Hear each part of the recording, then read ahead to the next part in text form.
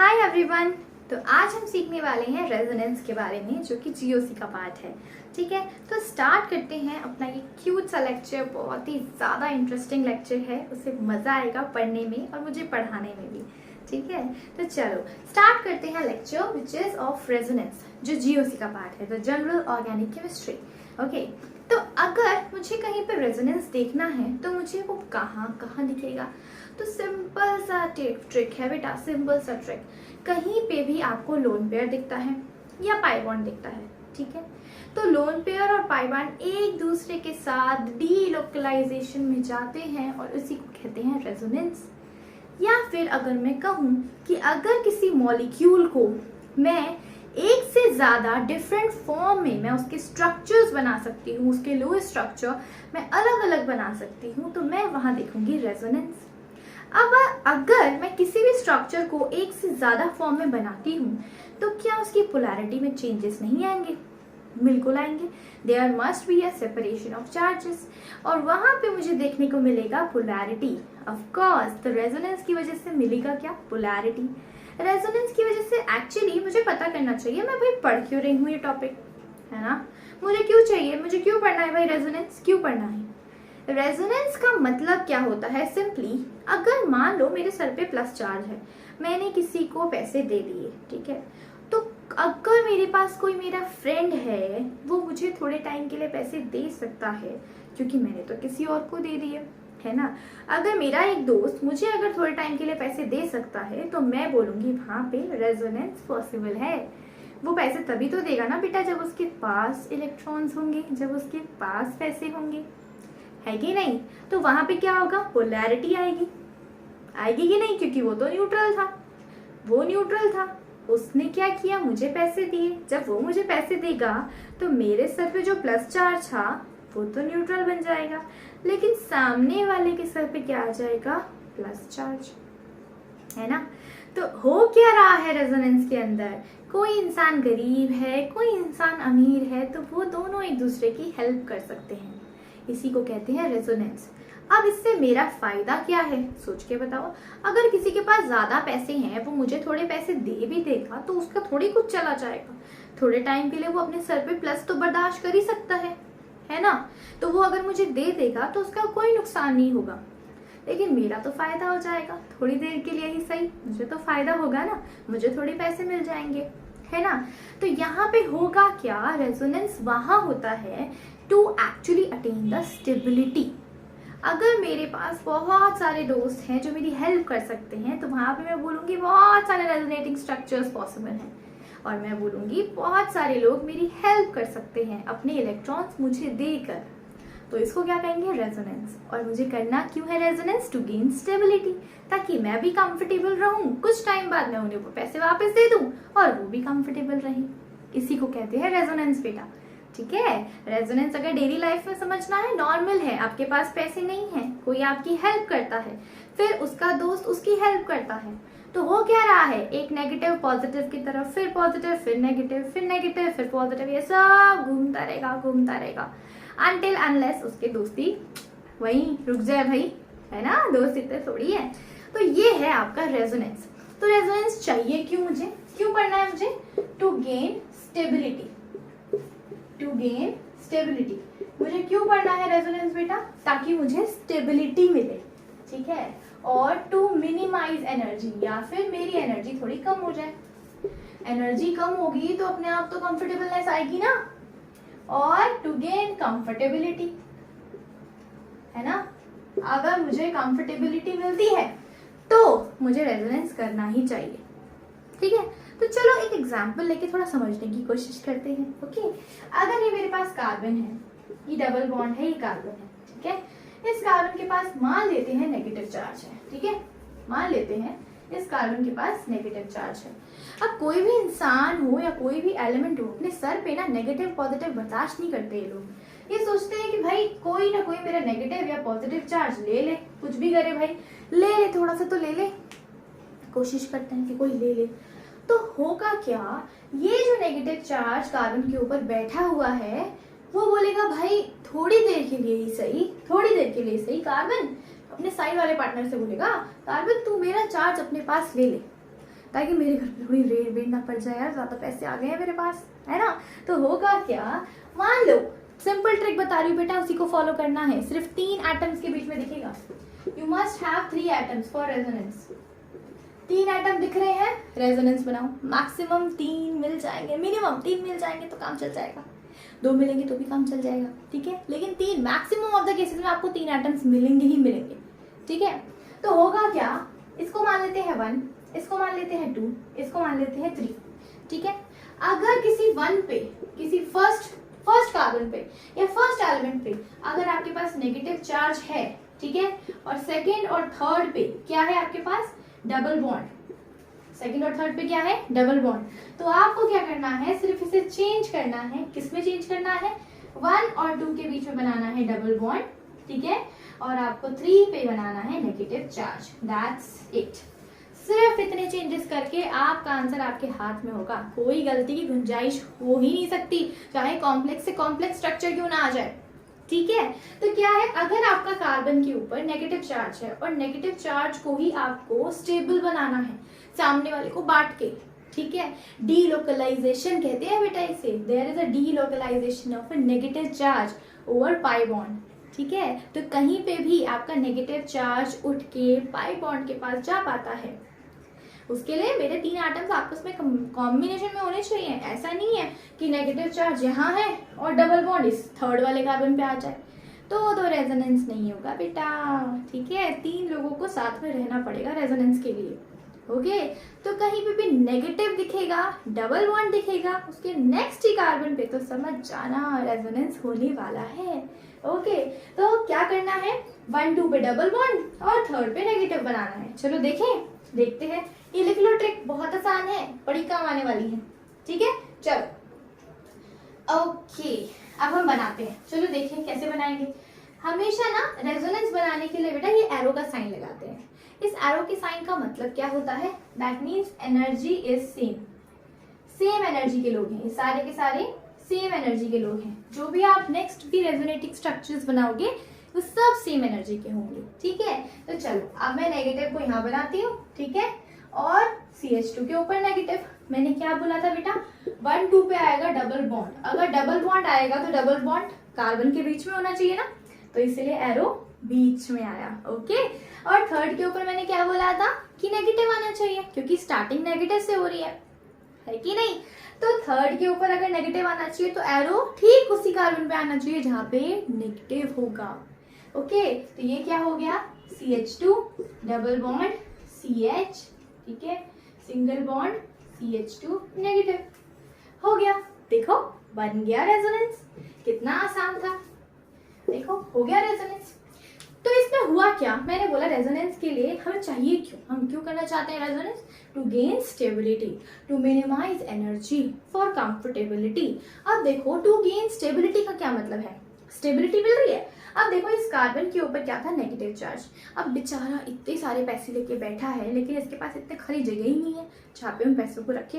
तो ये क्या करेगा, अपने नेक्स्ट पार्टनर से बोलेगा कि भाई थोड़ी देर के लिए सही अपने दोस्त से कह कि मेरे थोड़े पैसे अपने पास रख ले, लेकिन तेरे भरोसे पे दे रहा हूं मैं ये पैसे, है ना। तो देखो यहाँ पे स्टेबिलिटी कैसे गेन की इसने इस नेगेटिव को इस कार्बन पे भेजा अपने बेस्ट फ्रेंड पे, फिर उसके बेस्ट फ्रेंड ने नेक्स्ट कार्बन पे भेज दिया, और थोड़ी देर के लिए ही सही ये स्टेबल तो हो गया, है ना, स्टेबिलिटी तो आई, एनर्जी तो कम हुई, ओके। तो हुआ क्या, दूसरी चीज क्या हुई, इस डबल बॉन्ड में नेगेटिव चार्ज आ गया, मतलब पोलैरिटी आ गई भाई। Separation of charges is nothing but the polarity. तो मतलब रेजोनेंस में क्या आती है, पोलैरिटी आती है। रेजोनेंस देता क्या है, स्टेबिलिटी देता है।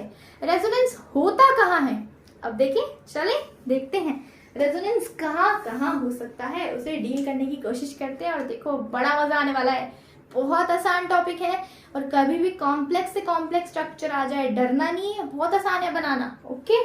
चलो 1 2 3 4 गो, ओके। चलो अब देखते हैं, अगर मुझे रेजोनेटिंग स्ट्रक्चर्स बनाना देखना है तो एक्चुअली मुझे क्या देखना पड़ेगा, है ना।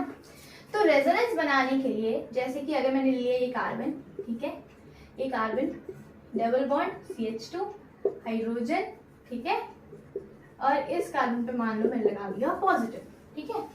अब मैंने पहले क्या बनाया था बेटा, नेगेटिव बनाया था ना, अब मैंने बना दिया पॉजिटिव, देखो मैंने बना दिया पॉजिटिव। अब मैंने जब पॉजिटिव बनाया इस कार्बन के ऊपर, इसका मतलब है ये पॉजिटिव वाला तो बड़ा गरीब है, ये जो कार्बन है फर्स्ट पोजीशन पे जो बैठा हुआ है वो बहुत ही ज्यादा गरीब कार्बन है। अगर ये गरीब कार्बन है तो ये क्या करेगा, ये मांगेगा इलेक्ट्रॉन्स अपने नेक्स्ट वाले कार्बन से, नेक्स्ट वाले कार्बन से इलेक्ट्रॉन्स मांगेगा ना। अब नेक्स्ट वाले इलेक्ट्रॉन जो है वो बोलेगा अपने साइड वाले से, भाई थोड़ी देर के लिए जो डबल बॉन्ड है हम सामने वाले को दे देते हैं, भाई वो थोड़ा स्टेबल हो जाएगा, है ना, और थोड़ी देर के लिए थोड़ा सा पॉजिटिव चार्ज हम भी झेल लेते हैं, हम क्या सामने वाले से झिलाएगा। देखो कैसे, यहाँ पे मैंने क्या बोला था, अगर माइनस चार्ज होता तो आप माइनस चार्ज मतलब किसी को दे रहे हो तो आप एरो उसकी तरफ ट्रांसफर करते। अब यहाँ तो प्लस चार्ज है, यहाँ तो आपको लेना पड़ेगा किसी से, तो एरो आपकी तरफ आना चाहिए, है ना। काउंटिंग स्टार्ट करें, ये देखो 1 2 3। अब अगर आपके 1 पे पॉजिटिव चार्ज हो, ठीक है, if your first carbon has positive charge, तो क्या करना है, सेम चीज है, बस ध्यान रखना क्या, 1 2 पे आएगा डबल बॉन्ड जैसे पहले आ रहा था, है ना, और 3 पे क्या आना चाहिए, क्योंकि फर्स्ट पे पॉजिटिव चार्ज था तो थर्ड पे भी क्या आएगा, positive charge. That's it, okay. अब देखो 1 2 पे डबल बॉन्ड आना चाहिए ना, तो डबल बॉन्ड के लिए एरो को कहाँ लाना पड़ेगा, ठीक बीच में, है ना। और एरो किस साइड घुमाऊंगी मैं बेटा, किस साइड घुमाऊंगी मैं एरो, मैं एरो घुमाऊंगी प्लस की साइड, है कि नहीं, मैं एरो कहाँ घुमाऊंगी, प्लस की साइड। क्यों, क्योंकि प्लस वाला ऐसा कार्बन है जिसे इलेक्ट्रॉन्स की जरूरत है, ओके। तो ये डबल बॉन्ड जाएगा इस प्लस के पास डबल बॉन्ड बनाने, क्यों, क्योंकि 1 2 पे क्या आना चाहिए, डबल बॉन्ड, ठीक है। फिर से मैंने ये हाइब्रिड बनाया, मैं ये एरो बनाया, ठीक है, होगा क्या, ये कार्बन इस पे डबल बॉन्ड आ जाएगा ना बेटा, 1 2, और जो थर्ड कार्बन है उस पे क्या आ जाएगा, प्लस चार्ज, क्योंकि इसने अपना इलेक्ट्रॉन इसे दे दिया। इजी था ना, कोई दिक्कत है इसमें, बिल्कुल भी नहीं। चलो थर्ड केस देखते हैं, थर्ड केस में क्या होगा। अगर मैं थर्ड केस देखूंगी तो होगा क्या, मान लेते हैं हमारे पास है NH2, ठीक है, NH2 के पास क्या है, लोन पेयर, ठीक है, NH2 के पास क्या है बेटा, लोन पेयर है, ठीक है। अब लोन पेयर वाले लोग ऐसे होते हैं कि भाई सामने वाले को दे दो थोड़े से इलेक्ट्रॉन, भाई वो भी खुश हो जाए। लोन पेयर वाले ऐसे लोग होते हैं एकदम मजेदार टाइप्स के, ठीक है, आराम से आपको इलेक्ट्रॉन्स देंगे आराम से, ठीक है, उन्हें भी स्टेबिलिटी चाहिए कुछ देर के लिए, सही। तो यहाँ पे क्या हुआ, ये जो लोन पेयर था इसको फर्स्ट मान लेते हैं, इसको सेकेंड, इसको थर्ड, ठीक है, 1 2 3 मान लेते हैं, ओके। अब लोन पेयर है, इसका मतलब ये तो पैसे वाले लोग हो गए ना, तो पैसे वाले लोग आपकी तरफ झुकेंगे, है ना, आपकी तरफ आएंगे पैसे देने के लिए। तो एरो किधर जाना चाहिए, राइट साइड की तरफ, है कि नहीं, राइट साइड की तरफ जाना चाहिए। तो 1 2 पे फिर से आएगा डबल बॉन्ड, 1 2 पे आ गया डबल बॉन्ड, और 3 पे क्या आ जाएगा बेटा, जब ये इलेक्ट्रॉन है तो ये लोन पेयर, और लोन पेयर को कैसे दिखा सकते हैं, एज अ माइनस चार्ज, है ना, क्योंकि ये एक्स्ट्रा इलेक्ट्रॉन्स हैं। तो इस कार्बन पे क्या आएगा, जरा देखें, देखो यहाँ पे ये 1 2 पे आया डबल बॉन्ड, इतना तो मुझे समझ में आ गया। अगर ये डबल बॉन्ड इस पे आएगा तो ये डबल बॉन्ड भी तो घूम के कार्बन पे जाएगा, क्यों, क्योंकि ये कार्बन सिर्फ 4 वैलेंसी शो कर सकता है, सिर्फ 4 बॉन्ड बना सकता है, उससे ज्यादा एक भी बॉन्ड ये नहीं बनाएगा, सिर्फ 4 बना सकता है ना, बिल्कुल ये 4 बना सकता है, ठीक है। तो चलो बनाते हैं इसके, तो इस वजह से ये डबल बॉन्ड टूट जाएगा, तो ये बनेगा NH2, इस पे आएगा पॉजिटिव, आएगा कि नहीं, बिल्कुल आएगा, ये आएगा डबल बॉन्ड, ये कार्बन, ये C, ये CH2 नेगेटिव। देखो ध्यान से देखो, अगर ये डबल बॉन्ड लोन पेयर, ये शेयर्ड पेयर ऑफ इलेक्ट्रॉन्स जो बॉन्डेड थे, वो अगर इस कार्बन पे जाएंगे तो कार्बन पे क्या आएगा, नेगेटिव चार्ज, आएगा कि नहीं। अगर किसी ने मुझे पैसे दिए तो मुझे तो पैसे मिलेंगे ही ना, तो मेरे सर पे नेगेटिव ही आएगा। क्लियर, कितना आसान है समझना। इसका मतलब हमें इन 3 स्टेप से ये समझ में आया, अगर मुझे कहीं पॉजिटिव सिंगल डबल बॉन्ड दिखता है तो मुझे वहां रेजोनेंस मिलेगा, मुझे अगर नेगेटिव सिंगल डबल बॉन्ड दिखता है तो मुझे वहां रेजोनेंस मिलेगा, मुझे लोन पेयर, सिंगल और डबल बॉन्ड दिखता है तो मुझे वहां भी रेजोनेंस मिलेगा। मतलब टोटल मुझे चाहिए 3 एटम्स और उन 3 एटम्स के साथ मैं अच्छे खासे रेजोनेटिंग स्ट्रक्चर्स बना सकती हूँ, है कि नहीं? क्लियर? किसी को कोई डाउट है इसमें? बहुत आसान सा कॉन्सेप्ट है, ठीक है। चलो स्क्रीनशॉट ले लो बेटा, फिर चलते हैं आगे और थोड़ा सा कॉम्प्लेक्स स्ट्रक्चर लेते हैं और थोड़ा सा समझने की कोशिश करते हैं। क्यों करना है मुझे ये काम? क्योंकि मुझे स्टेबिलिटी चाहिए। ओके, पहले मुझे पता होना चाहिए मैं पढ़ क्यों रही हूँ ये टॉपिक, क्योंकि मुझे स्टेबिलिटी चाहिए, हर एलिमेंट को स्टेबिलिटी चाहिए और उसके लिए मुझे रेजोनेंस बनाना ही पड़ेगा, ठीक है। चलो चलते हैं आगे। क्लियर? 1 2 3 let's go. ओके,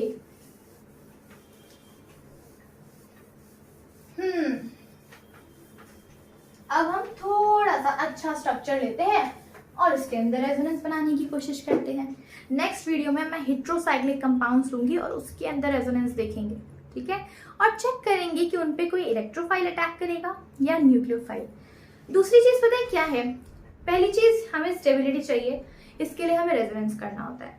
दूसरी चीज पता है क्या है? रेजोनेंस से हमें ये पता चलता है कि एक्चुअली कोई नेगेटिव रिएक्ट करने वाला है आपसे या कोई पॉजिटिव रिएक्ट करने वाला है आपसे, क्योंकि जो चार्ज आपके कार्बन पे होगा उसी चार्ज की तरह तो आपका कार्बन एक्ट करेगा कि नहीं। और क्या, अगर कार्बन के सर पे नेगेटिव आएगा तो वो न्यूक्लियोफाइल की तरह काम करेगा, किसी इलेक्ट्रोफाइल से अटैक करेगा। और अगर कार्बन के सर पे पॉजिटिव चार्ज होगा तो वो क्या करेगा बेचारा, मांगेगा ना, तो सामने से न्यूक्लियोफाइल आएगा। इसका मतलब रेजोनेंस से हमें ये भी पता चलता है कि रिएक्शन कैसे होने वाला है। क्लियर है ना? समझ में आ रहा है क्यों सीखना जरूरी है इतना?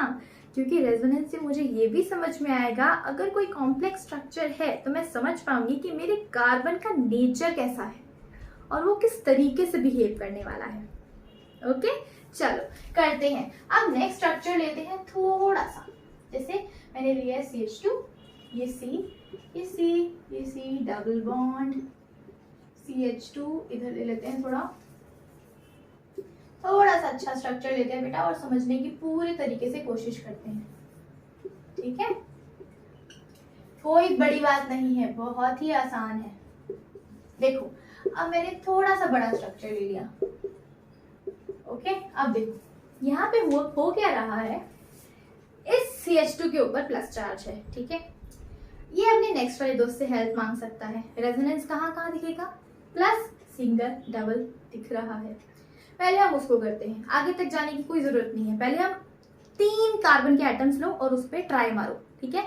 उसके बाद आगे देखेंगे कितनी पॉसिबिलिटी मिलती है, ठीक है। चलो अब मैंने ड्रॉ किया रेजोनेटिंग स्ट्रक्चर्स, तो क्या करेंगे, इस कार्बन के पास प्लस चार्ज है, तो कार्बन के पास प्लस चार्ज होने का मतलब क्या है कि इसे इलेक्ट्रॉन्स की जरूरत है कि नहीं? ओके, तो चलो अगर इसे इलेक्ट्रॉन्स की जरूरत है, इसको ले लेते हैं 1, इसको ले लेते हैं 2, इसको ले लेते हैं 3। 1 2 पे क्या आना चाहिए? Double bond. जो 1 पे चार्ज होगा वो कहाँ चला जाएगा? 3 पे, और 3 पे क्या आना चाहिए? Plus charge. कितना आसान है ना? बस एरो का ध्यान रखना है, बिल्कुल बिल्कुल, ठीक है। अगर 1 2 पे डबल बॉन्ड आना चाहिए तो डबल बॉन्ड के लिए एरो कहाँ जाना चाहिए बेटा? बीच में, ठीक 2 कार्बन के बीच में, क्योंकि डबल बॉन्ड बनाना है। दूसरा पॉइंट, अब मुझे क्या ध्यान रखना है कि अगर ये प्लस चार्ज है तो इलेक्ट्रॉन आपकी तरफ आएगा ना, आपके पास थोड़ी जितना कुछ है कि आप दोगे किसी को, तो एरो आपकी तरफ आना चाहिए। तो मैंने लिया ये डबल बॉन्ड और इसे ठीक सेंटर पे बनाऊंगी ना, क्योंकि 1 2 पे क्या आना चाहिए? Double bond. ओके, चलो बनाते हैं। CH2 डबल बॉन्ड C, ये कार्बन, ये CH, ठीक है। अब इस कार्बन ने ये पूरा डबल बॉन्ड इधर खींच लिया, इधर बिल्कुल दे दिया, तो होगा क्या? मैंने क्या बोला था? थर्ड पे क्या आना चाहिए बेटा? Plus charge. That's it. क्यों? क्योंकि जब ये इलेक्ट्रॉन इसे दे देगा तो इसके सर पे क्या आएगा? प्लस ही आएगा ना, है ना। अब देखो यहाँ पे आया प्लस चार्ज, ये CH, ठीक है, डबल बॉन्ड CH2, ठीक है, ये बन गया। अब क्या तुम्हें और रेजोनेटिंग स्ट्रक्चर्स दिख रहे हैं? मुझे तो दिख रहे हैं। जरा देखिए थोड़ा आगे जाके, देखते हैं। इसे ले लिया 1, इसे ले लिया 2, इसे ले लिया 3। देखो क्या दिख रहा है? प्लस, सिंगल, डबल दिख रहा है भाई। इसका मतलब रेजोनेंस तो मिलने वाला है ना। फिर से 1 2 पे डबल बॉन्ड और थर्ड पे जो 1 पे चार्ज है same as it is plus charge. होगा क्या, प्लस हो तुम्हारे पास इलेक्ट्रॉन्स नहीं है तो एरो किसकी तरफ आना चाहिए, तुम्हारी तरफ। तो मैं क्या करूंगी, एरो को लगाऊंगी तुम्हारी तरफ। ठीक है, ये हो गया, हमने बनाया CH2 double bond CH single bond, ये CH पे क्या आ गया बेटा, डबल बॉन्ड, ये CH सिंगल बॉन्ड CH2, इसने दे दिया तो क्या है इसके सर पे, प्लस चार्ज। अब इसके बाद कुछ हो सकता है, इसके बाद कोई नेक्स्ट कार्बन है, नहीं है बाबा रे बाबा, नहीं है। तो इसका मतलब आपका आंसर हो गया खत्म। देखा कितना आसान था रेजोनेटिंग स्ट्रक्चर्स को ड्रॉ करना, it's so easy to draw. Yes, अब ट्रिक समझ में आ गई ना, बिल्कुल आसान है करना। ठीक है, अब चलो थोड़ा सा रिंग टाइप का स्ट्रक्चर लेते हैं और ट्राई करते हैं रेजोनेंस होता है कि नहीं होता, ट्राई करें। चलो स्क्रीनशॉट ले लो बेटा फटाफट इसका। 1 2 3 4 गो। क्लियर, चलो अब करते हैं नेक्स्ट।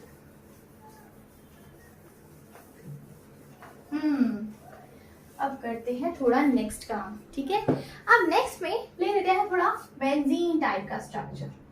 ठीक है बेटा, और यहाँ पे मान लेते हैं थोड़ा सा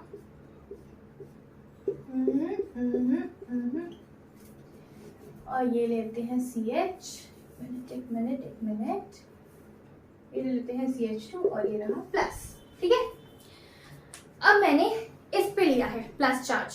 अब देखो ध्यान से 1 2 3 की तरफ घुमाना पड़ेगा। ठीक है, चलो देखते हैं। इस कार्बन को ले लेते हैं, मान लेते हैं 1, इसके नेक्स्ट कार्बन पे है ना बेटा डबल बॉन्ड, तो ये हो गया 2, ये हो गया 3। बहुत आसान है बेंजीन की रेजोनेंस स्ट्रक्चर बनाना, बहुत आसान। सॉरी फॉर इंटरप्शन गाइस, चलो स्टार्ट करते हैं। अब मैंने क्या बोला, हम अगर किसी बेंजीन के स्ट्रक्चर को लेंगे ना तो उसे भी ड्रॉ करना बहुत आसान है। ठीक है, चलो ड्रॉ करने का ट्राई करते हैं। यहाँ पे मैंने इसको मान लिया 1, इसको 2 और इसको 3। ठीक है, तो यहाँ पे फिर से 1 2 पे क्या आना चाहिए, डबल बॉन्ड, है ना, और 3 पे क्या आना चाहिए, जो 1 पे है विच इज पॉजिटिव चार्ज। ठीक है, तो चलो अब ड्रॉ करते हैं। ठीक है, ये लिया मैंने बेंजीन। एक चीज बेटा हमेशा ध्यान रखना है आपको, आपने सिर्फ 3 एटम्स को ही डिस्टर्ब करना है। ठीक है, बाकी एटम्स के साथ कौन से डबल बॉन्ड लगे हैं, कौन से कार्बन लगे हैं, कौन से क्लोरीन लगे हैं, it doesn't matter for you, कोई फर्क नहीं पड़ता आपको। ठीक है, उस पर कोई हक नहीं है आपका, आप उसे नहीं छेड़ोगे। ठीक है, इससे और इसे हम एज इट इज ड्रॉ कर देंगे। ठीक है, मैंने एज इट इज ड्रॉ कर दिया। 1 2 पे क्या आना चाहिए बेटा, डबल बॉन्ड लगा दिया, और 3 पे क्या आना चाहिए, प्लस चार्ज। अब चले एरो की तरफ। इस कार्बन पे क्या है, प्लस चार्ज है। अगर इस कार्बन पे प्लस चार्ज है इसका मतलब इसे इलेक्ट्रॉन्स चाहिए, है ना, तो ये डबल बॉन्ड किसकी तरफ जाना चाहिए बेटा, इन 2 कार्बन्स के बीच में, क्योंकि मुझे डबल बॉन्ड बनाना है। ओके, क्योंकि प्लस चार्ज है, जिसके पास इलेक्ट्रॉन्स की कमी है आप उसी की तरफ जाओगे ना, बिल्कुल जाओगे। ठीक है, अब नेक्स्ट पे चलते हैं। जिस डायरेक्शन से आप जा रहे हो आप उसी डायरेक्शन से जाओगे अनटिल अनलेस आप सेम स्टार्टिंग स्ट्रक्चर पे पहुंच नहीं जाते। ठीक है, पूरा रेजोनेटिंग स्ट्रक्चर देखना है हमें।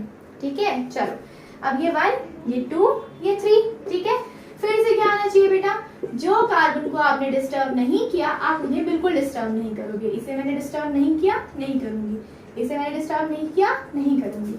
अब इसे देखेंगे, 1 2 पे क्या आएगा, डबल बॉन्ड, 3 पे क्या आएगा, प्लस चार्ज। एरो किसकी तरफ, प्लस की तरफ, और 1 2 के पास क्या आना चाहिए, डबल बॉन्ड ना, तो एरो ठीक जाएगा इस पर डबल बॉन्ड बना के। ओके, डबल बॉन्ड बन गया, इस पे आ गया प्लस चार्ज। अब नेक्स्ट चलते हैं। नेक्स्ट ये 1, ये 2, ये 3। ठीक है, फिर से बनाओ बेटा। 1 2 पे डबल बॉन्ड, इसको डिस्टर्ब नहीं करना, इसको डिस्टर्ब नहीं करना। 1 2 पे बनाया डबल बॉन्ड, 3 पे बनाया प्लस।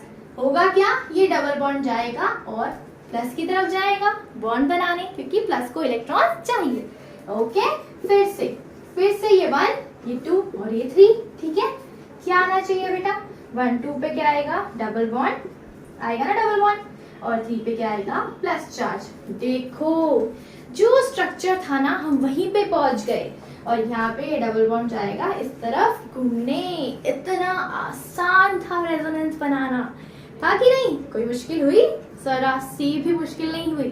क्यों भाई? क्योंकि सिंपल सा काम करना है आपको। जो भी फर्स्ट कार्बन की पोलैरिटी होगी, प्लस चार्ज, नेगेटिव चार्ज, आपको थर्ड कार्बन को वही चार्ज देना है और 1 2 में बनाना है डबल बॉन्ड, दैट्स इट। कितना आसान है।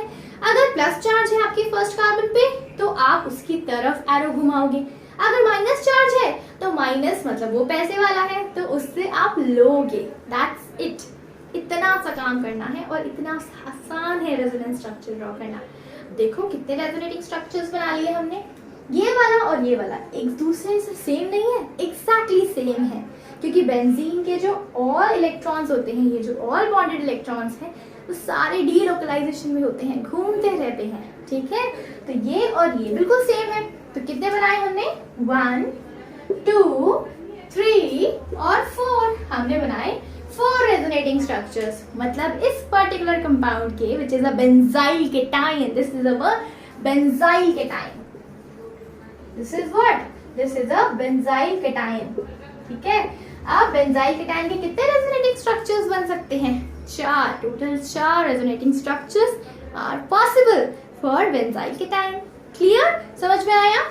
चलो अब एक नेक्स्ट स्ट्रक्चर ड्रॉ करते हैं जिसके अंदर हम करेंगे एक बेंजीन टाइप का स्ट्रक्चर, ठीक है।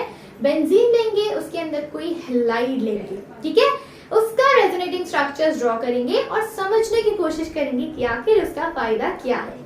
मैं रेजोनेटिंग स्ट्रक्चर ड्रॉ करूंगी, नेक्स्ट वीडियो में आपको समझाऊंगी कि एक्चुअली इसके अंदर ऐसा क्या मिला मुझे, है ना। अगर मैं उसके रेजोनेटिंग स्ट्रक्चर ड्रॉ करती हूँ तो मुझे एक्चुअली क्या फायदा होता है उस चीज से, है ना।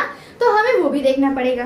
तो चलो इस स्ट्रक्चर को आप फटाफट नोट डाउन कर लो, स्क्रीनशॉट लो, करते हैं आगे बढ़ते हैं एक नई कहानी की तरफ, नए बेंजीन के स्ट्रक्चर की तरफ, ठीक है। चलो अब बढ़ते हैं बेंजीन के स्ट्रक्चर की तरफ, ओके। फिर हम समझेंगे एक्चुअली, देखना बहुत सारे जो कंपाउंड्स होते हैं ना हेलोजन के अंदर, जो हेलो एरीन्स टाइप के ग्रुप होते हैं, बेंजीन के ऊपर कोई भी क्लोरीन है, ब्रोमीन है, आयोडीन है, नाइट्रो है, साइनाइड है, जो भी ग्रुप लगा है हम उसकी पहचान करवा सकते हैं। इस रेजोनेंस स्ट्रक्चर से हम पता कर सकते हैं कि एक्चुअली ये जो रेजोनेटिंग स्ट्रक्चर्स हैं ये हमारे कंपाउंड को ऐसा कैसे स्टेबिलिटी देते हैं। दूसरी चीज हम ये बता सकते हैं कि वो ऑर्थो डायरेक्टर होते हैं या पैरा डायरेक्टर होते हैं। हम ये बता सकते हैं कि वो मेटा डायरेक्टर होते हैं। हम ये बता सकते हैं कि वो नेगेटिव चार्जेस को कहाँ से खींचेंगे या वो पॉजिटिव चार्जेस को कहाँ से खींचेंगे। और हम ये भी बता सकते हैं कि वहां पे एक इलेक्ट्रोफाइल आने वाला है या एक न्यूक्लियोफाइल आने वाला है। तो काफी ज्यादा इंटरेस्टिंग होने वाला है आपका नेक्स्ट लेक्चर। तो मिलते हैं अगली वीडियो में, और उस वीडियो में हम कोशिश करेंगे हमारे रेजोनेटिंग स्ट्रक्चर से कुछ न कुछ इंफॉर्मेशन निकालने की, ठीक है। तो मिलते हैं अगली वीडियो में, bye, have a good day.